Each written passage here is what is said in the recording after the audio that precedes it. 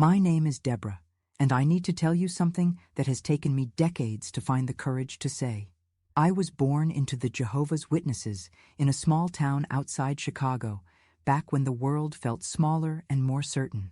It was the late 1960s, and my earliest memories are not of birthday parties or Christmas mornings, but of sitting perfectly still in a kingdom hall, watching grown men speak about the end of the world as if they were discussing the weather.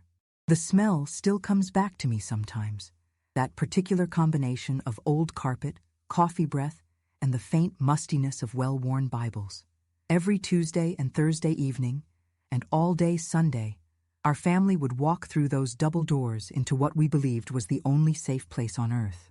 The beige walls were lined with framed scriptures in that distinctive watchtower font, and the windows were always positioned just high enough that you couldn't see the worldly life continuing outside. "Deborah, sit up straight and pay attention," my mother would whisper, her white-gloved hand gently adjusting my posture. "Jehovah is watching." Even at 5 years old, I understood that this invisible God was keeping track of everything. How still I sat, how attentively I listened, how quickly I could find Revelation 21:4 when they called out the scripture. My father, Robert, sat beside us in his pressed suit and narrow tie, nodding gravely at the speaker's words about the great tribulation that was surely coming any day now. Our house on Maple Street was different from all the others in the neighborhood. While other families decorated for Halloween, we closed our curtains and turned off our porch light. When December came, we drove past houses twinkling with Christmas lights, and my parents would point out how these celebrations displeased Jehovah. "Pagan origins," my father would explain matter-of-factly. "True Christians don't participate in such things." I remember pressing my face against the cold car window, watching other children my age sledding in the snow, their cheeks pink with cold and joy. They seemed so free, so wonderfully ordinary, but I had been taught that those children were under Satan's influence, doomed to destruction when Armageddon came. The thought should have comforted me. After all, I was one of the chosen ones who would survive, but instead it made my stomach feel heavy and strange. "Deborah is such a good little witness," Sister Patterson would tell my mother after the meetings, patting my head with her powder-scented hand. "So quiet and obedient. You're raising her well in the truth." The praise felt warm, but somehow incomplete, like wearing a dress that was beautiful but didn't quite fit right. Every morning before school, we had our family worship. My father would read from the Watchtower magazine, while my mother and I followed along in our own copies. The articles had titles like, "Are You Ready for the End?" and "Why Friendship with the World is Enmity with God." I learned to underline the important sentences with a yellow highlighter, creating neat rows of emphasis that proved I was paying attention. At Roosevelt Elementary, I was the child who stood silently during the Pledge of Allegiance, who didn't sing Happy Birthday when Mrs. Henderson brought cupcakes for her students. My teacher, Mrs. Collins, was patient with me, but I could see the confusion in her eyes. Once, she pulled my mother aside after school and asked gently, "Is everything all right at home? Deborah seems isolated." "We're raising her according to Bible principles," my mother explained, her voice carrying that particular tone witnesses used when speaking to worldly people, kind but distant, as if separated by invisible glass. "She's learning to be no part of this world." But I was part of this world, whether I was supposed to be or not. I had to eat lunch with the other children, participate in reading groups, watch educational films about science and history that sometimes contradicted what I learned at the Kingdom Hall. The harder I tried to remain separate, the more aware I became of how much I was missing. "Remember, Deborah," my father would say during our evening Bible study, "we are visitors in this system of things. Our real life, our real joy, will come when Jehovah destroys the wicked and establishes his kingdom on earth." He spoke of mass destruction as if it were good news, his voice gentle and certain. Billions of people would die, he explained, but it would be a cleansing, a necessary step toward paradise. I tried to feel excited about this promised future, but late at night, lying in my twin bed with its yellow gingham bedspread, I would think about Mrs. Collins and wonder why Jehovah would destroy such a kind person. I thought about my neighbor, Mr. Kowalski, who always waved at me from his garden and once brought us tomatoes when my mother was sick. Were these good people really under Satan's control? Would they really deserve to die for not accepting our magazines? These questions felt dangerous, like touching something hot. I learned to push them down, to recite the answers I had been taught. Jehovah's ways are not our ways. We must trust in his perfect justice. But the questions didn't disappear. They just went underground, growing quietly in the spaces between certainty and doubt. The years passed in a rhythm of meetings, field service, and quiet obedience. I was baptized at 15, standing in a borrowed swimming pool behind the Kingdom Hall, dressed in a white shirt and dark skirt that clung uncomfortably when wet. As I went under the water, I thought I should feel different, transformed, finally and fully, one of Jehovah's people. Instead, I felt exactly the same, a girl who loved God, but was beginning to suspect that loving God and obeying the watchtower might not be the same thing. The transformation from questioning child to devoted young adult happened gradually, like watching seasons change. By my early 20s, I had perfected the art of being the ideal Jehovah's Witness woman. I could conduct Bible studies with sincere enthusiasm, prepare meeting parts that received approving nods from the elders, and present myself as living proof that the organization's teachings produced happy, well-adjusted people. It was at a circuit assembly in Springfield that I first noticed Raymond Mitchell. He was 28, 6 years older than me, with prematurely gray temples that gave him an air of spiritual maturity the elders clearly appreciated. During the lunch break, Sister Williams introduced us by the literature counter. "Deborah, this is Brother Mitchell from the Oakwood congregation," she said with that knowing smile older sisters wore when they spotted potential matches. "He's been pioneering for 3 years and just received his appointment as a ministerial servant." Raymond's handshake was firm, his smile genuine. "Sister Thompson, I've heard wonderful things about your Bible studies. Sister Williams tells me you've helped bring 2 families into the truth this year." Those credentials mattered in our world more than any college degree or career achievement. We measured worth in hours spent knocking on doors, in the number of return visits we could count, in how often our comments were acknowledged during meetings. Raymond had impressive spiritual statistics, and I could see the approval in my parents' eyes when he asked permission to call on me. Our courtship followed the organization's careful script, chaperoned visits in my parents' living room, where we discussed spiritual goals and our shared desire to put kingdom interests first. Raymond spoke passionately about his plans to attend the Pioneer Service School, his hope to serve where the need was greater in some distant town that needed more witnesses. "I want a wife who shares my vision for full-time service," he told me one evening as we sat on the porch swing, my mother discreetly reading nearby.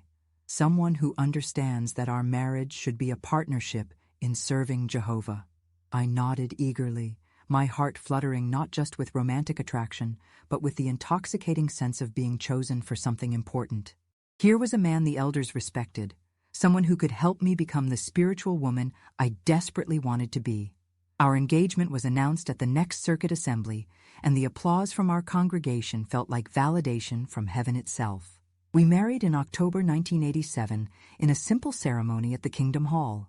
No elaborate reception, no dancing, no toasts with champagne, just cake and punch in the back room, surrounded by brothers and sisters who offered congratulations and gentle reminders about our new responsibilities.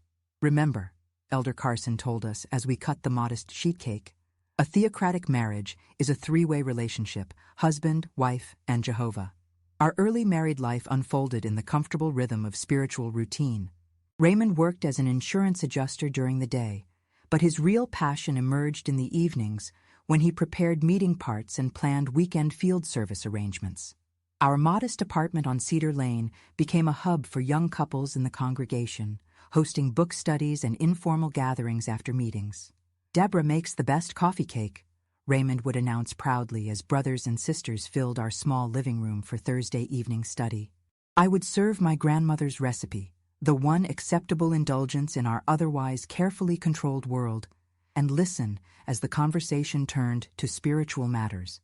Which territories needed more attention, which householders showed genuine interest, which young people in the congregation needed encouragement to pursue spiritual goals. I found genuine satisfaction in these gatherings.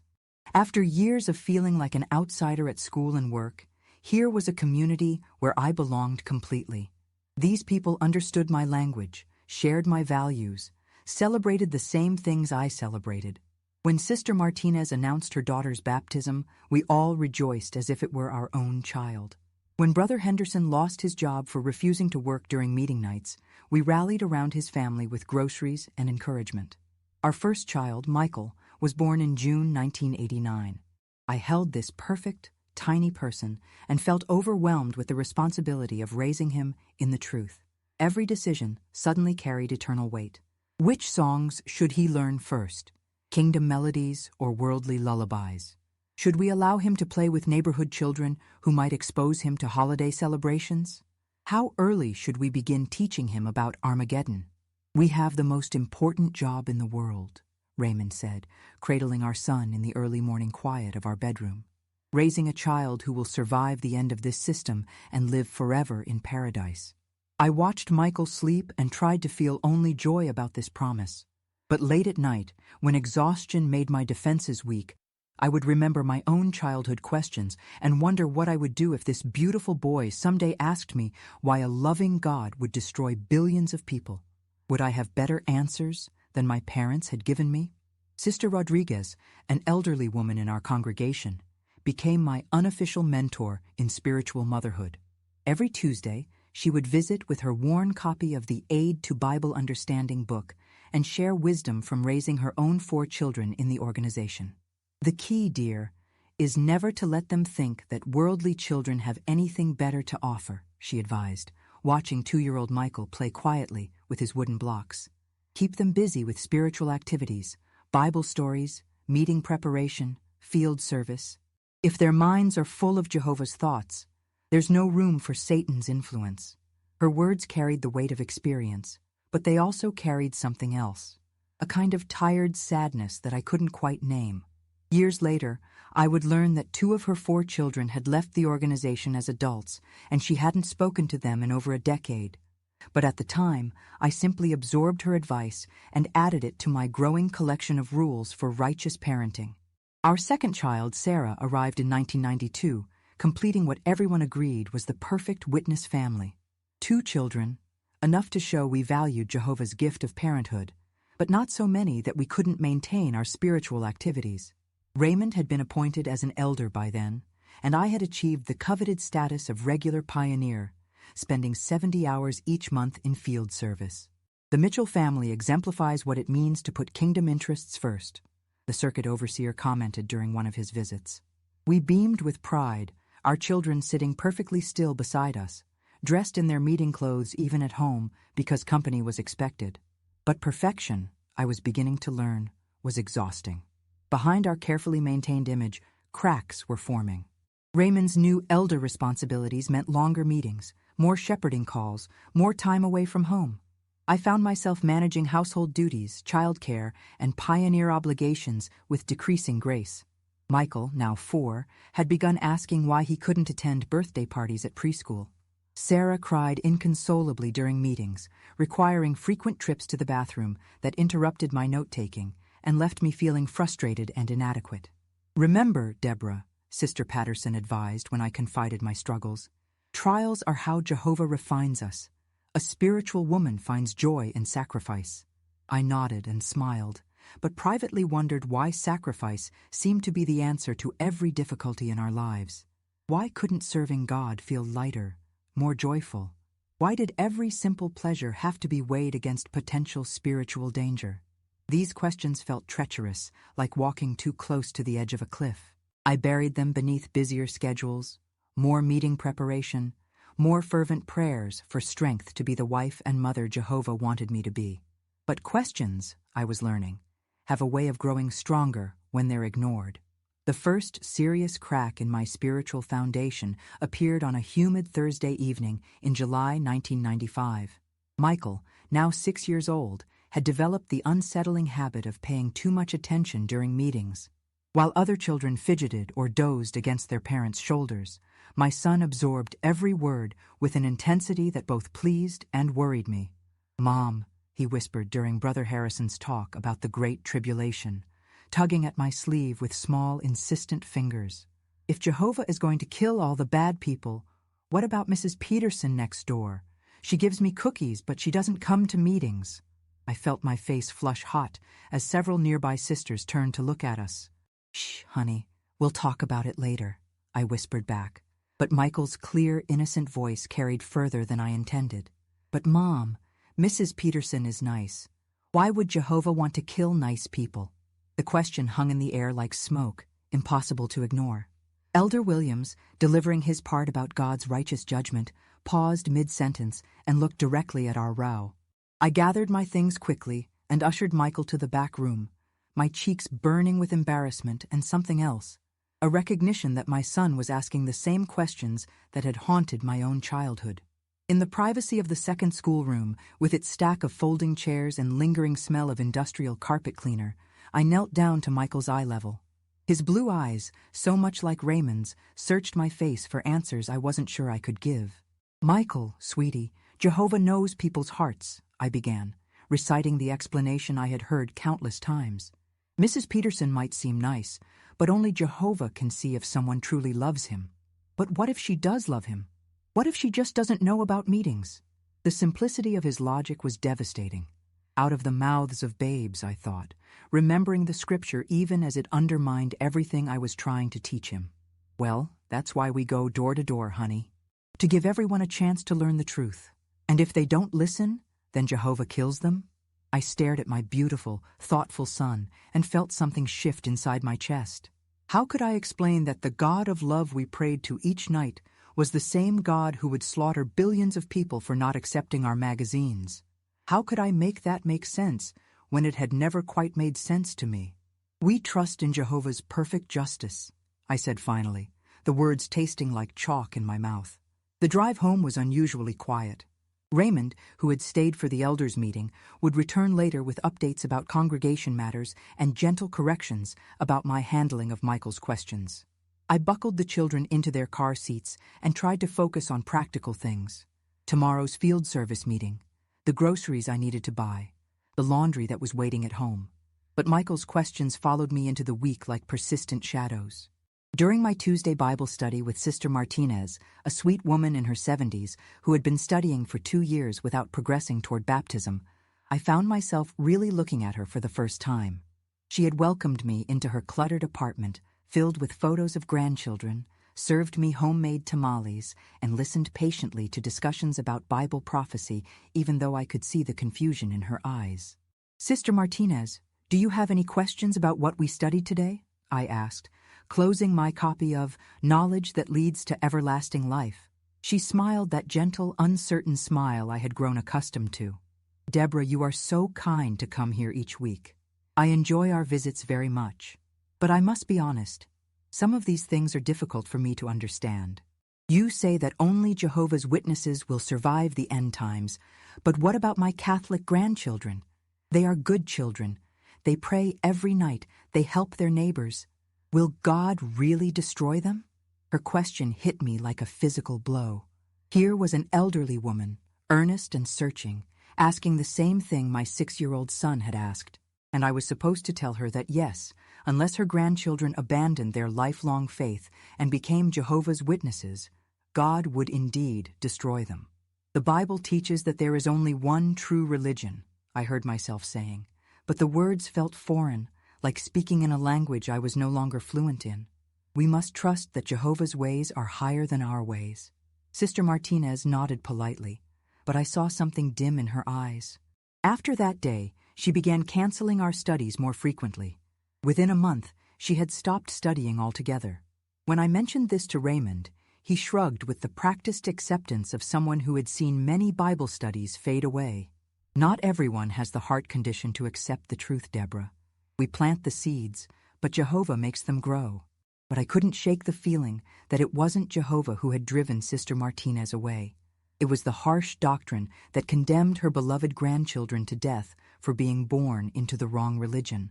For the first time, I began to wonder if there might be something wrong with our interpretation of God's love. The doubts multiplied like cracks in a windshield. During field service on Saturday mornings, I found myself really listening to the people at the doors.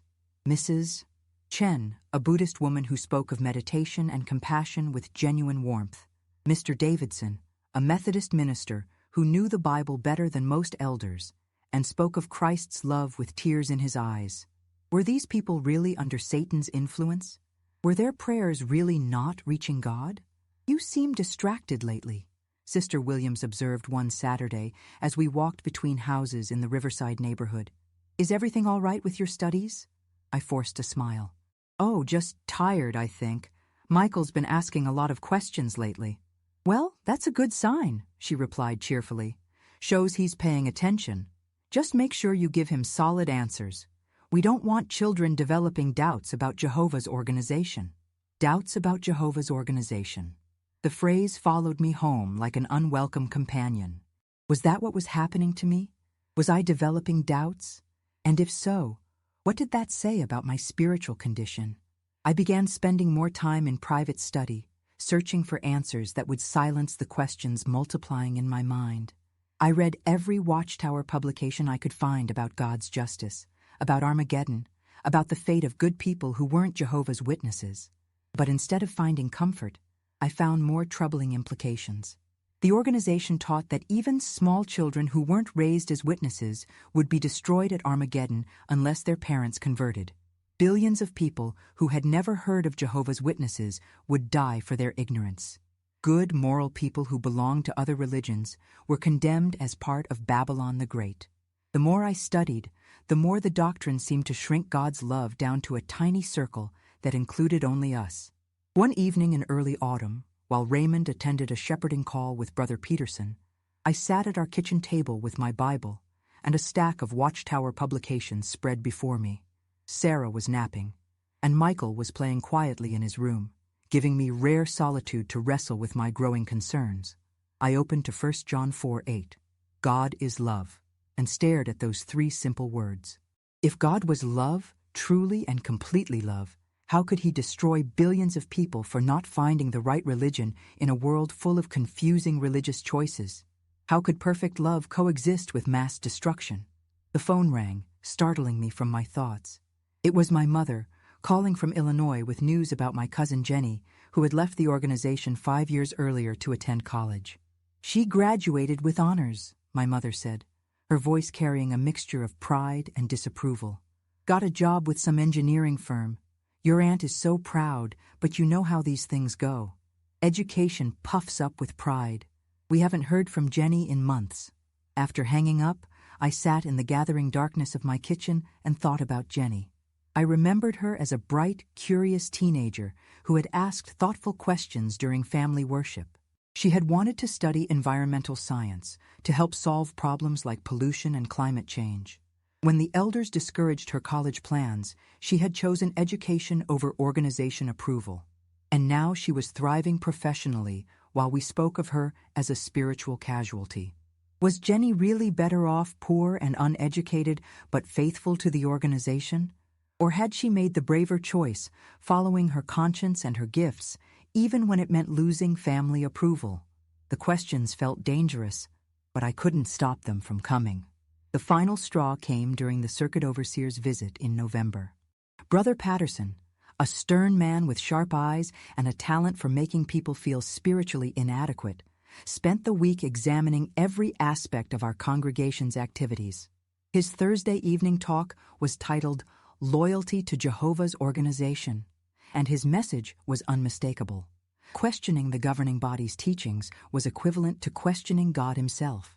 "Some may be tempted to lean on their own understanding," he warned from the platform, his gaze seeming to find every face in the audience. "They may think they know better than the faithful and discreet slave class. But remember, brothers and sisters, independent thinking is a dangerous path that leads to spiritual destruction." Independent thinking. The phrase hit me like a slap. Was that what I was guilty of? Using the mind God had given me to evaluate the teachings I was expected to accept without question? When had thinking become a sin? That night, lying in bed beside Raymond, who was already snoring softly, I stared at the ceiling and acknowledged what I had been trying to ignore for months. I no longer believed that Jehovah's Witnesses had the only path to God. I no longer believed that a loving God would destroy billions of people for not finding the right religion. I no longer believed that questioning doctrine was rebellion against God.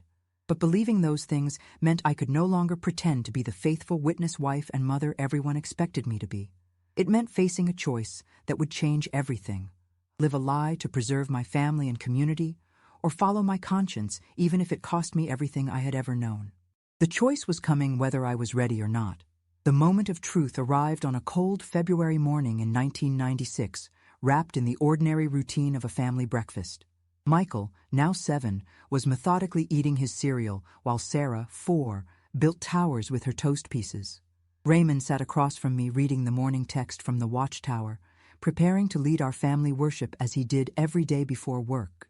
Today's text is from Matthew 24:14, he announced, clearing his throat with the authority that came naturally to him as an elder. And this good news of the kingdom will be preached in all the inhabited earth for a witness to all the nations, and then the end will come. He looked up expectantly, waiting for the family participation that would demonstrate our spiritual unity. But before I could offer the expected comment about the urgency of our preaching work, Michael raised his small hand as if we were at a meeting. "Dad, if we're supposed to preach to everyone so they can be saved, why do most people say no? Are they stupid?" Raymond smiled patiently. "Not stupid, son. But many people's hearts are hardened by Satan's world. They love their sinful lifestyle more than they love Jehovah. But what about nice people who say no? Like Dr. Williams, who fixed my broken arm? He was really nice and said he already loves Jesus. Why doesn't Jehovah save him?" I watched my husband's face tighten almost imperceptibly. These were the kinds of questions that made elders uncomfortable. Questions that poked at the edges of doctrine in ways that revealed uncomfortable truths. "Michael, we don't question Jehovah's decisions. Dr. Williams has had the opportunity to hear the truth, and if he rejects it, that's his choice." "But what if—" "That's enough questions for now," Raymond interrupted, his voice carrying the edge it got when he felt his authority being challenged. "We need to trust Jehovah's perfect justice." After Raymond left for work, and the children were settled with their educational videos, I found myself standing at the kitchen sink, staring out at our backyard where frost covered the bare branches of our apple tree. My son's questions echoed in my mind, mixing with my own doubts in a way that felt like standing at the edge of a precipice. The phone rang, jolting me from my thoughts. It was Sister Henderson, our service overseer's wife, calling to confirm arrangements for Saturday's field service meeting. "Deborah, I wanted to ask you about something," she said, after we'd handled the logistics. "Elder Patterson mentioned that you've seemed troubled lately. He's concerned about your spiritual health." My stomach clenched. "I'm fine, Sister Henderson, just tired, I think." "Well, you know how these things go. Sometimes Satan attacks us when we're serving Jehovah faithfully. But I wanted you to know that if you're having any doubts or questions, the elders are here to help. Brother Patterson specifically mentioned that he's available if you need shepherding." The offer was meant kindly, but it felt like a trap. I knew what shepherding meant, a meeting where elders would probe my spiritual condition, identify any doctrinal weaknesses, and work to realign my thinking with organizational expectations. The thought of sitting in a room with 3 men, explaining my doubts about God's plan to destroy billions of people, made my mouth go dry. "That's very thoughtful," I managed. "I'll keep that in mind." After hanging up, I sat at my kitchen table and faced the truth I had been avoiding for months. The organization I had given my entire life to, the community that had shaped my identity, the belief system that had provided certainty in an uncertain world, it was all built on a foundation I could no longer accept. But acknowledging that truth meant facing consequences that terrified me. If I expressed my doubts openly, I would be labeled as spiritually weak at best or potentially apostate at worst. My children would grow up hearing whispered conversations about their mother's lack of faith. Raymond's position as an elder would be questioned. My parents, my siblings, my closest friends, all Jehovah's Witnesses, would be instructed to limit their association with me. I thought about Sister Martinez, whose Bible study I had discontinued when her questions became too uncomfortable. I thought about my cousin Jenny, cut off from family for choosing education over organization approval. I thought about all the people I had been taught to see as spiritually dead for following their conscience instead of our doctrine. The next morning, Sunday, arrived with the familiar routine of meeting preparation. As I ironed Raymond's shirt and helped the children into their best clothes, I felt like an actress preparing for a performance I no longer believed in. The drive to the Kingdom Hall passed in unusual silence, each of us lost in our own thoughts. Brother Davidson's talk that morning was about the importance of loyalty to Jehovah's organization. He spoke passionately about the dangers of independent thinking, about how Satan used pride and intellectual arrogance to lead people away from the truth. His words seemed directed at me personally, though I knew that was impossible. "Some may think they're smarter than the faithful and discreet slave," he declared from the platform. "They may question the organization's teachings, thinking they know better. But remember, brothers and sisters, the organization is Jehovah's channel of communication. To question the organization is to question Jehovah himself." I felt the walls of the Kingdom Hall closing in around me. In that moment, surrounded by 300 people nodding in agreement, I realized I was completely alone. These people I had loved and served alongside for years would choose organizational loyalty over friendship if forced to make that choice. My own husband would choose his position as an elder over supporting a wife who questioned doctrine.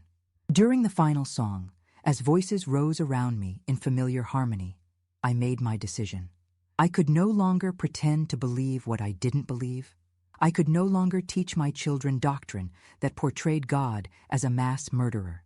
I could no longer participate in a system that demanded absolute obedience while claiming to represent perfect love.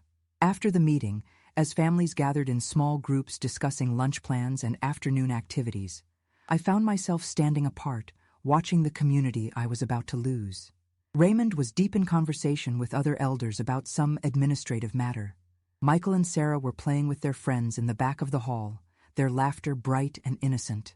Elder Patterson approached me with the concerned expression he wore when addressing spiritual problems. "Sister Mitchell, could I speak with you for a moment?"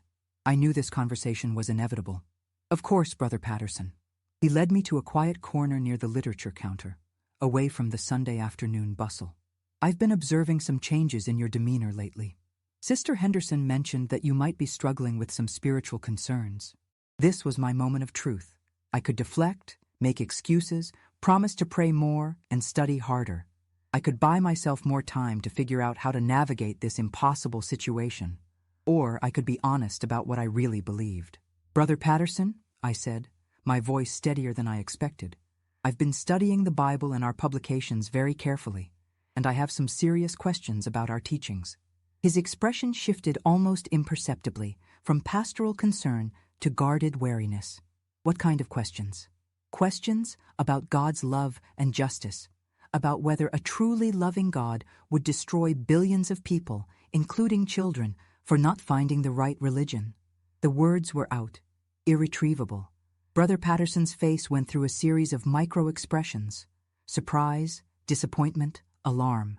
"Sister Mitchell, these are dangerous thoughts. Satan often attacks us through our emotions, making us question Jehovah's perfect justice. You need immediate shepherding to get your thinking realigned." "What if my thinking doesn't need to be realigned?" I asked quietly. "What if these questions come from my conscience, not from Satan?"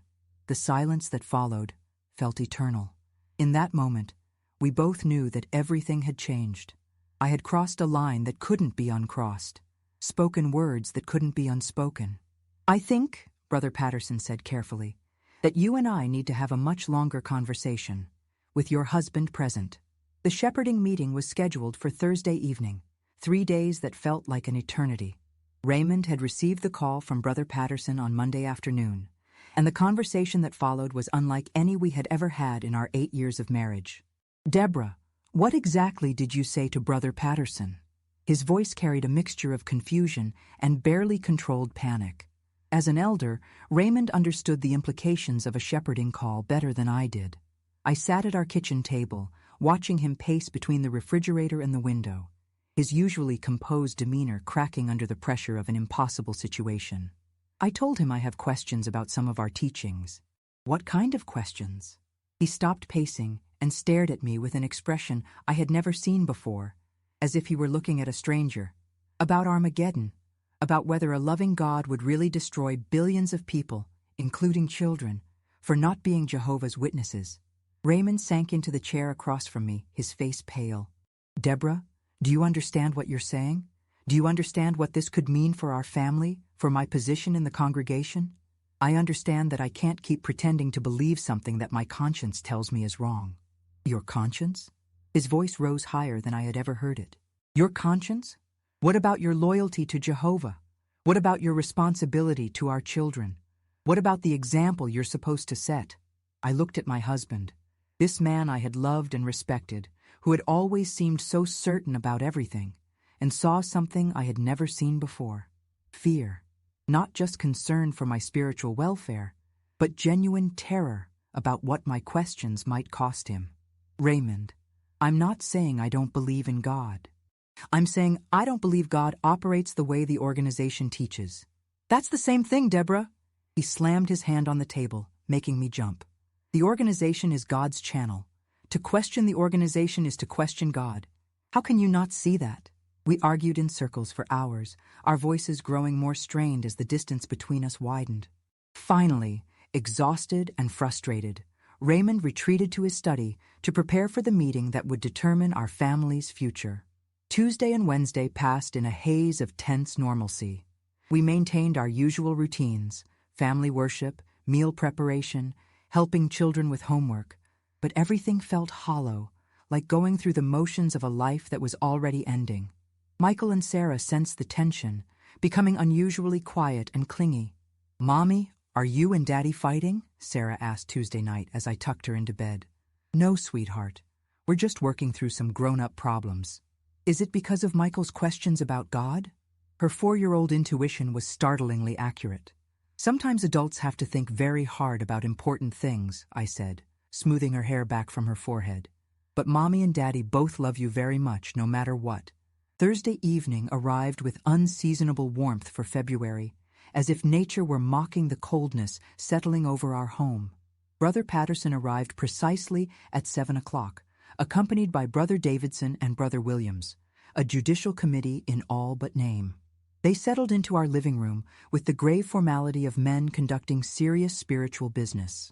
Raymond sat beside me on the couch, but I could feel the emotional distance between us like a physical barrier. "Sister Mitchell," Brother Patterson began, his voice carrying the authority of 30 years as an elder, "we're here because we're concerned about your spiritual welfare. Brother Mitchell has shared some of the questions you've been raising, and we want to help you work through these doubts before they become more serious." "I appreciate your concern," I replied, surprised by how calm my voice sounded. "But I'm not sure these are doubts that can be worked through. I think they're legitimate questions that deserve honest answers." Brother Davidson leaned forward, his expression earnest. "Deborah, we've all had questions at various times in our Christian walk. That's normal. But when questions begin to undermine our faith in Jehovah's organization, we need to be very careful about where they're leading us." "Where do you think they're leading me?" The 3 men exchanged glances. Brother Williams, the youngest of the 3, spoke up. "Sister Mitchell, questioning the fundamental teachings of the organization is the first step toward apostasy. We've seen it happen before. It usually starts with emotional responses to difficult doctrines. So you think my concern about God destroying billions of people is just an emotional response?" "We think," Brother Patterson said carefully, "that you're allowing human reasoning to override Bible teaching. Jehovah's thoughts are higher than our thoughts. His ways are not our ways." I had heard these phrases countless times over the years, had even used them myself when conducting Bible studies. But now they sounded hollow, like empty containers that had never held real meaning. But what if the Bible doesn't actually teach that God will destroy everyone who isn't a Jehovah's Witness? What if that's just the organization's interpretation? The silence that followed was deafening. Raymond shifted uncomfortably beside me. Brother Patterson's jaw tightened almost imperceptibly. "Sister Mitchell," he said finally, "are you questioning the faithful and discreet slave's understanding of Bible prophecy?" The question hung in the air like smoke. I knew that answering honestly would seal my fate, but I also knew I couldn't lie anymore. "Yes, I am." Raymond made a small sound beside me, somewhere between a gasp and a groan. The three elders stared at me with expressions ranging from shock to disappointment to barely concealed anger. Brother Davidson tried one more approach. Deborah, think about what you're saying. If the governing body isn't God's channel of communication, then how do we understand Bible truth? How do we know what God expects of us? Maybe we read the Bible and use the minds God gave us to understand it. Maybe we look at the fruits of different interpretations and see which ones produce love, joy, peace, and which ones produce fear, guilt, and broken families. That's exactly the kind of independent thinking that leads to spiritual disaster, Brother Williams said, his young elder's zeal making his voice sharp. The organization has kept us spiritually fed for over 100 years. How can you abandon that for your own understanding? The conversation continued for another hour, but it was clear we were moving in opposite directions. The elders asked me to pray about my attitude, to study specific Watchtower articles about loyalty to the organization, to meet with them again the following week. As they prepared to leave, Brother Patterson delivered what felt like an ultimatum wrapped in pastoral concern. Sister Mitchell, I want you to understand the seriousness of this situation. If you continue down this path of questioning the organization's authority, there will be consequences. For you, for your husband's position, for your children's spiritual welfare. After they left, Raymond and I sat in our living room without speaking for a long time. The weight of what had just happened settled around us like dust after an explosion. How could you do this to us? He finally whispered. How could you throw away everything we've built? I'm not throwing anything away, Raymond. I'm trying to save my integrity. I'm trying to follow my conscience. Your conscience is leading you away from Jehovah. No, I said quietly. I think it's leading me toward him. That night we slept in the same bed but in different worlds. I lay awake staring at the ceiling, knowing that I had crossed a point of no return. Whatever happened next, I could never again pretend to believe what I didn't believe. For the first time in months, despite the chaos surrounding me, I felt a strange sense of peace. The next morning, I woke up with absolute clarity about what I needed to do. I called Sister Henderson and resigned from my pioneer service. I called the sister who coordinated our book study group and told her I would no longer be hosting meetings in our home. I called my Bible study students and told them I would no longer be conducting studies. Each phone call felt like cutting a thread that had once held my life together. But with each cut, I also felt lighter, freer, more honest than I had been in years. The second shepherding meeting was scheduled for the following Thursday. I spent the week preparing not for reconciliation, but for the inevitable conclusion of a process that had started the moment I decided to be honest about my beliefs. By the time that second meeting arrived, I already knew how it would end. I just hadn't realized how much it would cost me. The disfellowshipping announcement came on a rainy Thursday evening in March 1996. Brother Patterson's voice carried across the Kingdom Hall with the practiced neutrality elders used for such occasions. Deborah Mitchell is no longer one of Jehovah's Witnesses. No explanation, no details, just 13 words that erased 28 years of my life from the only community I had ever known. I wasn't there to hear it, of course. The disfellowshipped don't attend their own spiritual funerals. Instead, I sat in my kitchen that evening, listening to the rain against the windows and imagining the faces of people who had known me since childhood as they absorbed the news. Some would be shocked. Others had probably seen it coming. All of them would now be required to treat me as if I were dead. Raymond came home that night looking like a man who had aged years in a matter of weeks. His position as an elder had been called into question naturally. How could a spiritual shepherd maintain his flock when he couldn't even maintain his own household? The whispered conversations, the meaningful glances, the careful distance other elders now maintained. It was all slowly destroying the man I had married. "Are you happy now?" he asked, standing in our doorway still wearing his meeting clothes, his tie loosened like a noose that had failed. "Are you satisfied with what you've done to our family?" I looked at my husband, this stranger who had once been my closest companion, and felt a grief so profound it took my breath away. Not grief for the organization I had lost, but grief for the man Raymond had become under its influence. The gentle, thoughtful person I had fallen in love with had been replaced by someone who valued organizational approval more than his wife's conscience. "I'm satisfied that I told the truth," I said quietly. I'm satisfied that I can sleep at night, knowing I'm not teaching my children that God is a mass murderer." He stared at me for a long moment, then turned and walked to the bedroom we had shared for 9 years. That night, for the first time in our marriage, he locked the door. The practical consequences of my disfellowshipping unfolded over the following weeks, like dominoes falling in slow motion. My mother called once, crying, begging me to repent and return to Jehovah. When I tried to explain that I hadn't left Jehovah, only an organization, she hung up. My sister Carol sent a letter explaining that she could no longer maintain our relationship unless I showed genuine repentance. My closest friend, Sister Williams, walked past me in the grocery store as if I were invisible. The hardest part was watching my children navigate this new reality. Michael, now 7, couldn't understand why Grandma and Grandpa stopped calling, why his friends from the Kingdom Hall weren't allowed to play with him anymore, why his father looked at his mother with such sadness and anger. "Mom, did you do something really bad?"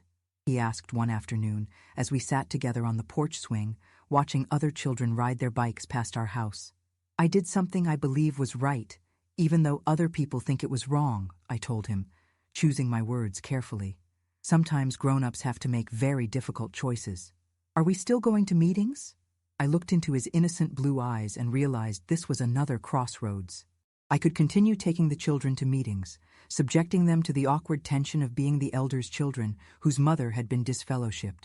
Or I could make a clean break and give them the chance to experience a childhood free from the fear and control that had defined my own. "Would you like to stop going to meetings?" I asked gently. His face lit up with relief so profound it broke my heart. "Could I go to Tommy's birthday party next week?" "Yes, sweetheart. You could go to Tommy's birthday party." The practical aspects of rebuilding a life outside the organization were more challenging than I had anticipated. I had no real education beyond high school, no career experience beyond part-time work, no social network beyond the Jehovah's Witnesses I was no longer allowed to associate with. At 34, I felt like I was starting over from nothing. I enrolled in community college courses, studying at night while the children slept. Business administration seemed practical, achievable, a way to build toward financial independence. The other students were mostly young enough to be my children, but they welcomed me with a warmth that contrasted sharply with the conditional love I had known in the organization.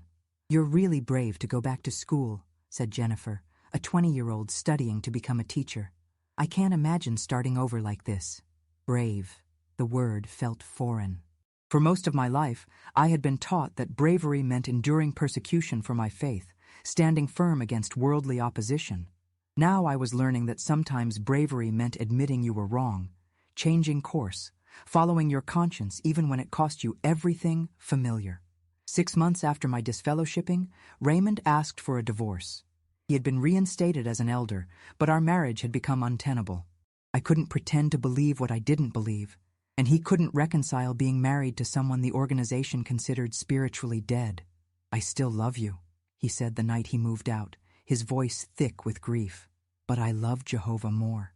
I wanted to tell him that the Jehovah he loved was a creation of the Watchtower Society, not the God of the Bible.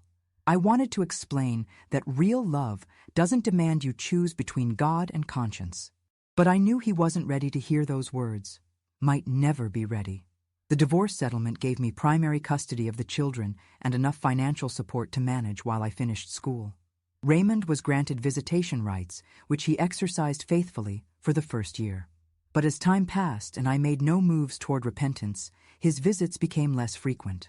The organization's teaching about bad associations eventually extended to the mother of his own children. Michael and Sarah adapted to their new life with resilience that amazed me. They made friends at school, participated in holiday celebrations, joined scout troops and sports teams.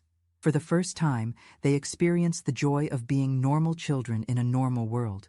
"Mom, why didn't we do Christmas before?" Sarah asked during our first December as a non-witness family, her 4-year-old face glowing in the light of our small Christmas tree.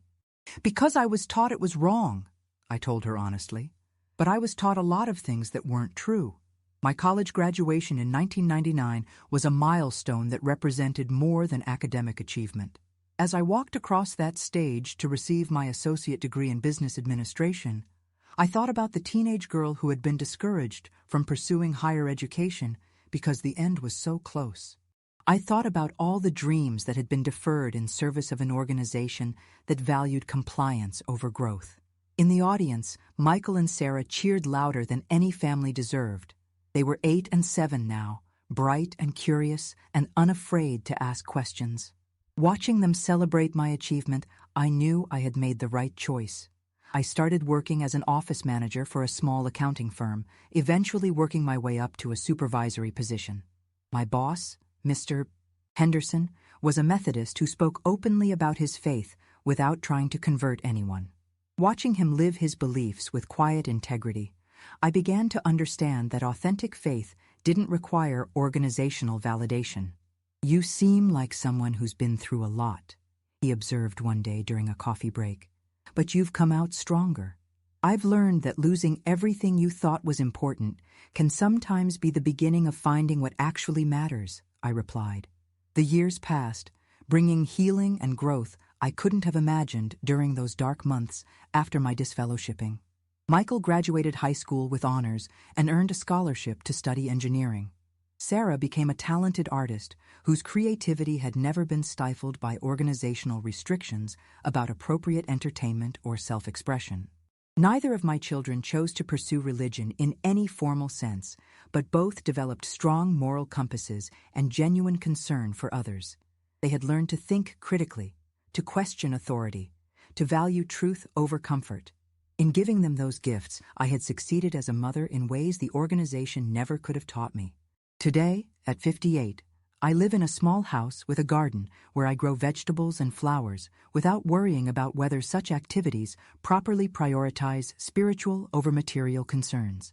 I have friends from various backgrounds and beliefs who accept me as I am, not as an extension of an organization.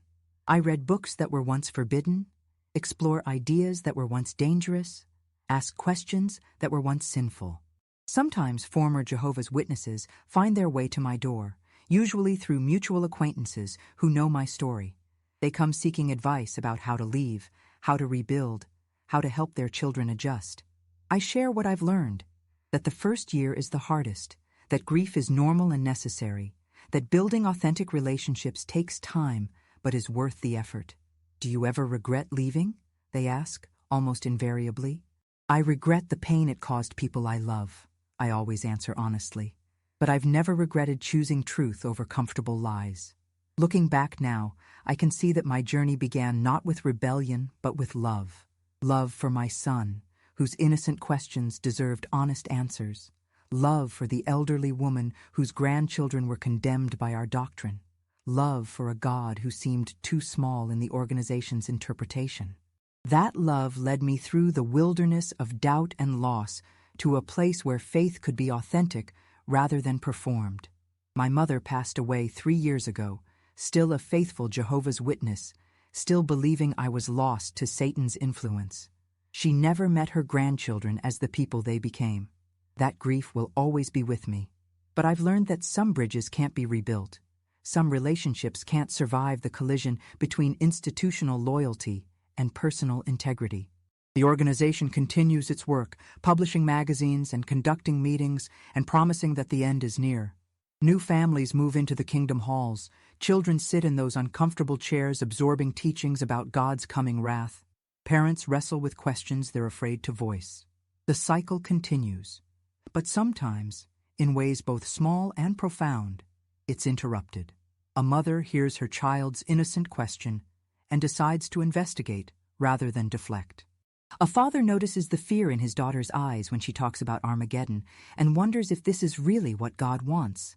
A teenager researches the organization's history and discovers a pattern of failed predictions and changing doctrines. These moments of awakening are happening more frequently now, thanks to the internet and the courage of people willing to share their experiences. The organization's information monopoly has been broken. Truth has a way of surfacing eventually. This is a real story shared by one of our subscribers. Thank you so much for trusting us with your experience. If you also have a story you'd like to share, please write in the comments. We would be very happy to tell your story on our channel.